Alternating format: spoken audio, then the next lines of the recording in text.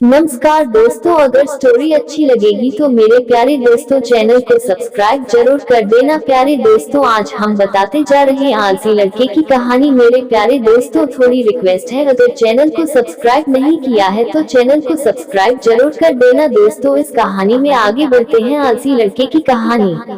एक बहुत ही भोला भाला सा आलसी लड़का था। वह कोई काम नहीं करना चाहता था, बस खाना खाता, घूमता और सोते रहता था। एक दिन उसे किसी ने बताया कि एक आश्रम है जहाँ पर कुछ नहीं करना पड़ता है और हर दिन 2 समय का खाना और नाश्ता मिलता है, तुम वहाँ जा करके रहो। उस आलसी लड़के ने सोचा कि ये तो बहुत ही बढ़िया है और वह उस आश्रम में जाकर रहने को सोचा। और फिर वह भोला भाला आलसी लड़का अपना सारा सांसारिक जीवन छोड़कर उस आश्रम में जाकर रहने लगा। आश्रम में गुरुजी रहते थे। वह कुछ समय सबको प्रवचन देते हैं। वह आलसी लड़का सुनता था, बाकी समय आराम करता था और फिर भरपेट खाना खाकर सो जाता था। ऐसे ही उस लड़के का दिन गुजरता गया। एक दिन उस आश्रम में कुछ भी नहीं बना। नाश्ते के समय नाश्ता नहीं मिला। उसने सोचा नाश्ता नहीं मिला, भोजन तो मिलेगा। अब भोजन के समय भी उसे भोजन नहीं मिला। लड़का दौड़ करके गुरुजी के पास गया और उसने पूछा कि आज भोजन क्यों नहीं बना। गुरुजी ने कहा कि बेटा, आज एकादशी है और जितने भी आश्रम के सदस्य हैं उनका उपवास है और तुम्हारा भी आज उपवास है, आज भोजन नहीं बनेगा। वह लड़का आलसी था और उसे भूख भी बहुत लगता था। उसने गुरुजी से बोला कि मैं उपवास नहीं रहूंगा, मुझे भूख लगी है, मैं खाना खाऊंगा। गुरुजी ने बोला ठीक है, जाओ भंडारे में से सामान लेकर के आओ और आश्रम में नहीं बाहर ले जा करके बना लो, लेकिन याद रखना भोजन बनाने के बाद सबसे पहला भोग भगवान को लगाना और फिर तुम प्रसाद पाना। वह लड़का बोला ठीक है और फिर अनाज लेकर नदी की ओर पहुंचा। भोजन पकाने लगा, तैयार हुआ। उसके बाद कहने लगा कि भगवान श्री राम आए, पधारिए, भोग लगाइए। अब जब उसे लगा कि भगवान तो आ नहीं रहे हैं तो फिर कहने लगा कि मुझे मालूम है आपको तो अच्छा खाने की आदत है, मैं बना नहीं पाया और मुझे अच्छा भोजन बनाने भी नहीं आता, लेकिन जो भी रूखा सूखा बना है आकर खा लीजिए। भगवान श्री राम उसकी सरलता पर बहुत ही प्रसन्न हुए और उस लड़के को दर्शन दे दिए। उसने देखा कि भगवान श्री राम आए हुए हैं और उनके साथ में माता सीता भी आई हुई है, लेकिन लड़के ने सिर्फ 2 लोगों के लिए ही भोजन बनाया था, एक अपने लिए और दूसरा भगवान के लिए। और अब क्योंकि भगवान के साथ माता सीता भी आई हुई थी तो उसने उस भोजन को माता सीता और भगवान के सामने ग्रहण करने के लिए रख दिया।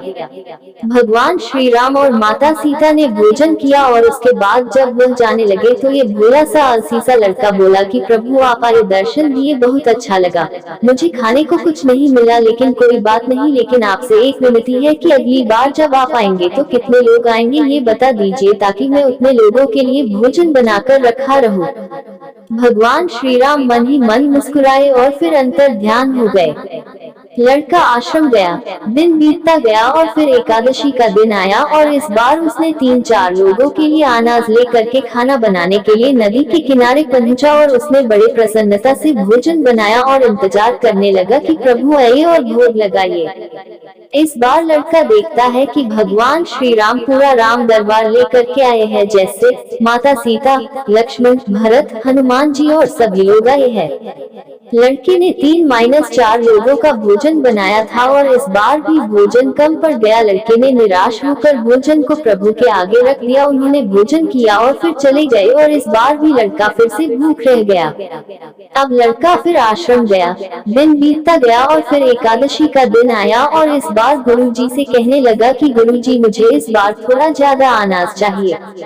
गुरुजी सोचने लगे कि यह इतना सारा अनाज का करता क्या है, कहीं इसे बेचता तो नहीं है। फिर उन्होंने कहा कि ठीक है, भूख से परेशान रहता है। लड़के ने कहा कि नहीं गुरुजी, मैं भूख से परेशान नहीं रहता हूँ, प्रभु के साथ बहुत लोग आते हैं, उनको भी तो भोजन करना पड़ता है। गुरुजी को लगा कि लड़का पागल हो गया है, लेकिन गुरुजी ने सोचा कि चलो एक बार चलकर देखते ही कि लड़का इस अनाज का करता क्या है। वह भोला सा लड़का अनाज लेकर के नदी के किनारे पहुंचा और इस बार भोजन बनाया नहीं। उसने सोचा कि प्रभु हर बार ज्यादा लोगों को लेकर के आते हैं, इस बार वह जितने भी आएंगे खुद बना करके भोग लगा लेंगे और फिर प्रेम से प्रभु को बुलाने लगा। गुरुजी ये सब छुपकर देख रहे थे कि ये भोजन तो बनाया नहीं और प्रभु को बुला रहा है। लेकिन लड़के ने देखा कि इस बार प्रभु के साथ बहुत से लोग आए हुए हैं, तो उसने प्रभु के सामने हाथ जोड़ करके कहा कि प्रभु माफ करना, आप बहुत सारे लोग आते हो, मुझे संख्या पता नहीं होती है और मेरी हिम्मत भी नहीं होती है कि इतने सारे लोगों के लिए भोजन बनाऊं। आप स्वयं आए, बनाइए, खाए और भोग लगाइए। प्रभु मुस्कुराते हैं और अपने साथ आए सभी लोगों के साथ मिलकर के भोजन बनाते हैं। गुरुजी ये सब छुप करके देखते हैं और फिर लड़के के पास आ करके कहते हैं कि तुम ये कर क्या रहे हो। लड़का कहता है कि गुरुजी आपको दिख नहीं रहा है कि भगवान श्री राम पधार चुके हैं, माँ सीता आई हुई है, हनुमान जी आए हैं और भी सभी लोग आए हुए हैं, भोजन बन रहे हैं। गुरुजी ने बोला कि पागल हो गया है, मुझे तो कोई दिख नहीं रहा है। लड़का गुस्सा हो गया और बोला प्रभु आप ये क्या कर रहे हो, एक तो मुझे भूखा रखा है और गुरुजी को दर्शन नहीं दे रहे हो, जो मुझे पागल समझ रहे हैं, कृपा करके गुरुजी को दिख जाओ। भगवान बोले नहीं, मैं इन्हें नहीं देख सकता। लड़का बोला क्यों नहीं दिख सकते, मेरे गुरुजी तो बहुत महान है, बहुत बड़े ज्ञानी और ज्ञाता है। भगवान बोले हाँ ज्ञानी और ज्ञाता होंगे, लेकिन तुम्हारी तरह सरल नहीं है। जो सरलता तुम में है वो तुम्हारे गुरुजी में नहीं है। लड़के ने ये बात गुरुजी से कह दी कि भगवान श्री राम कह रहे हैं कि आप में सरलता नहीं है, आप मेरी तरह सरल नहीं है, इसलिए आपको नहीं दिख सकते। गुरुजी की आंखें नम हो गई और रोने लगे कि और बोले कि बिल्कुल सही कहा, मेरे अंदर तुम्हारे जितना सरलता नहीं है, और फिर माफी मांगने लगे। फिर भगवान ने गुरुजी को भी दर्शन दिए। दोस्तों ये कहानी हमें सिखाती है कि जीवन में सरलता सबसे आवश्यक है, जितने सरल बने रहेंगे उतना जीवन में आगे बढ़ते चले जाएंगे। जब आप सरल होते हैं तो आप खुद भी मुस्कुराते हैं और दूसरों को भी मुस्कुराने की वजह देते हैं।